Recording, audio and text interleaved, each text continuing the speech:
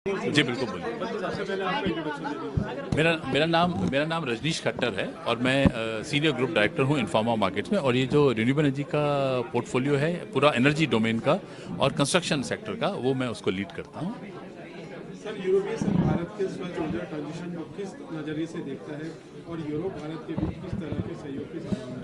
देखिए, संभावनाएं तो बहुत ब्रिलियंट हैं, तभी ये जो फ्री ट्रेड एग्रीमेंट एफटीए जिसे हम बोलते हैं भारत और यूरोप के बीच में हो रहा है। और इसके पीछे सबसे बड़ा जो एक पॉजिटिव रीज़न है वो ये है कि यूरोप के पास टेक्नोलॉजीज है, राइट, और भारत के पास वो मार्केट है जिसमें उस टेक्नोलॉजी की खपत है।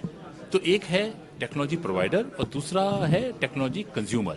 तो ये इससे बढ़िया मेरे ख्याल से कोई एक दूसरे को कॉम्प्लीमेंट या सप्लीमेंट कोई दो कंट्रीज या दो रीजन्स कर नहीं सकते, क्योंकि भारत जैसी मार्केट कहीं और नहीं है और यूरोप जैसी टेक्नोलॉजी कहीं और नहीं है। तो इन दोनों का जो कोलैबोरेशन इसीलिए हो रहा है कि सिर्फ एनर्जी सेक्टर में नहीं, जितने भी और हमारे ऐसे टेक्नोलॉजी सेंट्रिक सेक्टर्स हैं उन सब में ये जो फ्री ट्रेड एग्रीमेंट है हेल्प करेगा। सर, ये 3 दिन का एक्सपो है, उसके बारे में देखिए, 3 दिन का एक्सपो हमारा सबसे बड़ा आज तक का सबसे बड़ा एडिशन है और बहुत खुशी होती है इस चीज़ को लेके कि जो हमने एक समय में 18 साल पहले जो एक सपना संजोया था, और तब हमें नहीं पता था कि हम आज इस लेवल तक पहुंचेंगे, लेकिन सबका सपोर्ट रहा है। और चाहे वो सरकार की पॉलिसीज़ हैं, चाहे वो टेक्नोलॉजीज़ कंपनीज हैं, इंटरनेशनल, डोमेस्टिक, या जो हमारे भारत के अपने एंटरप्रेन्योर्स हैं। अल्टीमेटली देखिए, आप कितने भी बड़े टेक्नोलॉजी की बात करें, जब तक उसके में कोई पैसा नहीं लगाएगा तब तक वो कमर्शलाइज कैसे होगा। तो उसके लिए प्राइवेट सेक्टर की ज़रूरत है। तो ये तो हम जैसे प्राइवेट और गवर्नमेंट का एक कोलैबोरेशन है, और उसमें इंटरनेशनल कंपनीज का, क्योंकि वो हमसे एडवांस्ड हैं, वो हमसे बहुत इवॉल्व हैं, तो उनकी टेक्नोलॉजी तभी यहाँ इंटरनेशनल आज आपने देखा होगा इतने डेलीगेशंस या इतने सारे जो सब कंपनीज आई हुई हैं।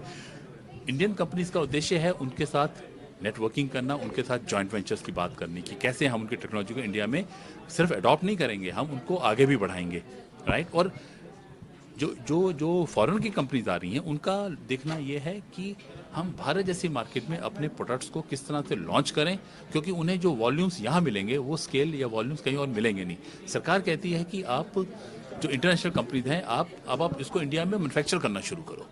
तो कुछ कंपनीज ऑलरेडी मैन्युफैक्चरिंग पे आ गई हैं, कुछ कंपनी को समय लगेगा। और लेकिन गवर्नमेंट का अल्टीमेटली जो मेक इन इंडिया का नारा है या सेल्फ रिलायंट इंडिया की हम बात करते हैं, और मोदी जी ने अभी वोकल फॉर लोकल का इतना बड़ा नारा दिया है, मेरे ख्याल से भारत की जो एक नई पीढ़ी है उसके साथ बहुत रेजोनेट करता है कि कोविड ने हमें एक चीज़ बहुत शिक्षा दी इस मामले में।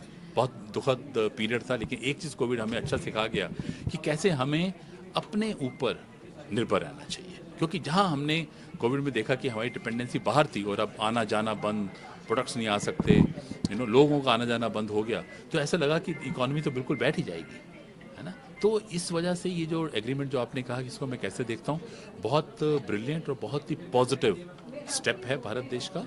और उम्मीद करते हैं कि बहुत जल्दी इसका जो फ्रूट्स हैं हम सबको। सर, बैटरी शो का ये अहमियत है कि actually we are coming up with a tender.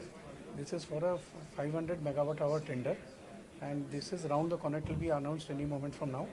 And there are 6 sites हैं उड़ीसा में जहाँ पे हम लोग ने 20x5x4 करके कर रहे हैं sir. And this is we are using this as an opportunity to present our in state of Orissa as an investment choice for investments. आने वाला समय किस तरीके से देखते हैं पूरे मार्केट में, क्या इतना उज्जवल भविष्य है पूरे? सर, इसका तो बहुत उज्जवल भविष्य है, पर्टिकुलरली जैसे कि सोलर एनर्जी का वाइड स्प्रेड एडॉप्शन हो रहा है. एंड सर, सोलर एनर्जी सिर्फ तो दिन भर रहता है, रात को कुछ नहीं रहता है. तो based on that battery assumes a lot of importance. ये बैटरी सर सीमित नहीं रहेगा कि वो इंडस्ट्री और कमर्शियल एस्टेब्लिशमेंट के लिए.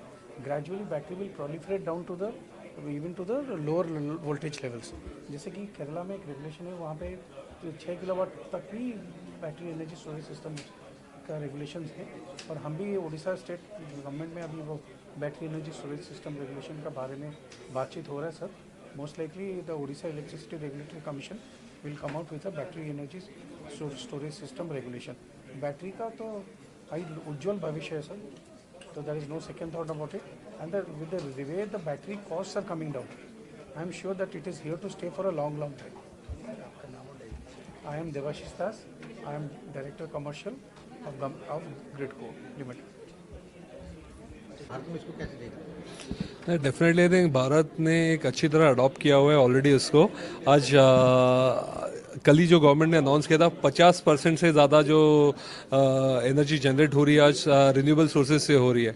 अगर 10 साल पहले देखें लेस देन 10% ही ये एनर्जी, आज अभी 50% से ज़्यादा हो रही है। सो एक हमारा जो शो है एक कैटलिस्ट है ये मिशन को पूरा कर देंगे नेट ज़ीरो का। हमारी विजन है कि एक सम पॉइंट पे ये 100% हो जाए जो रिन्यूएबल एनर्जी से पावर जनरेशन हो।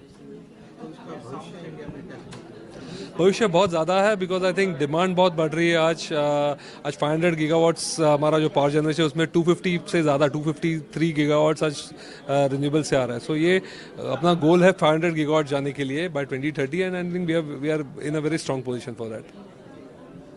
Thank you.